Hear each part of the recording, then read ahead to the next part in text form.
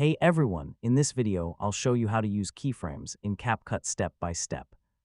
So if you want smooth zooms, moving text, cool animations, or professional video effects, yeah, keyframes are one of the most important tools you can learn inside CapCut. First, open CapCut and create a new project. Then import the video or image you want to animate. Now tap on the clip in the timeline to select it.